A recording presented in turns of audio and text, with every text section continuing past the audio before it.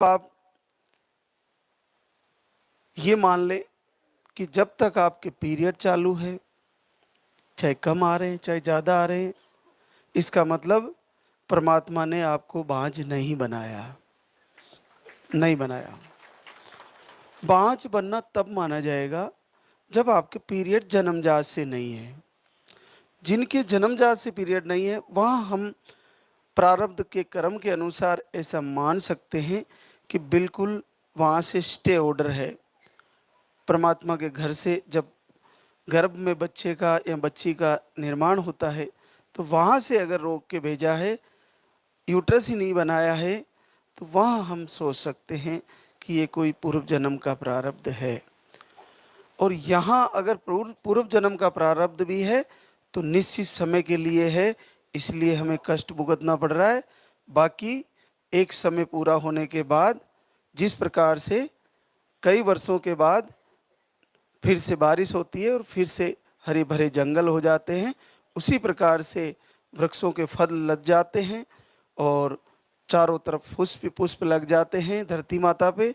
उसी प्रकार एक निश्चित समय आने पर आप में से भी जो जो मातृशक्ति सबको पीरियड आ रहे हैं वो सब माँ बनने वाली हो, सबको आशीर्वाद आने वाला है। तो आप अपना संकल्प टूटने न दें। हर महीने की तारीख आने से पहले 5 से 7 दिन पहले अखंड अग्नि का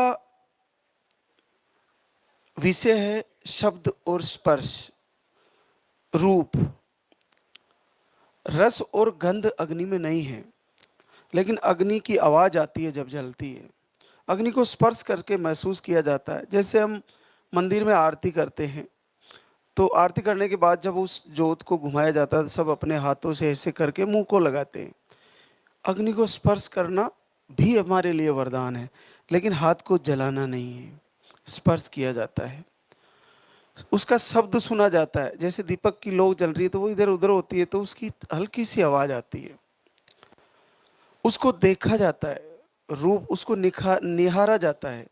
जैसे दीपक की लौ को आप देखोगे तो उसमें कई दृश्य, फूल बनना, सरकार की मूर्त के दर्शन होना, उसमें बच्चे के दर्शन होना, उसमें कई प्रकार के दृश्य दिखेंगे। तो अग्नि के ये 3 दर्शन होते हैं, शब्द, स्पर्श और रूप। रस यानी अग्नि में रस नहीं है और गंध भी नहीं है। तो अग्नि तत्व का बड़ा महत्व है। आप दीपक जलाइए और ये 3 तत्वों के पावर से अग्नि आपके सारे रोग को जला देगी। और लाल दगी सरकार की आरती करते हुए दीपक जलाइए।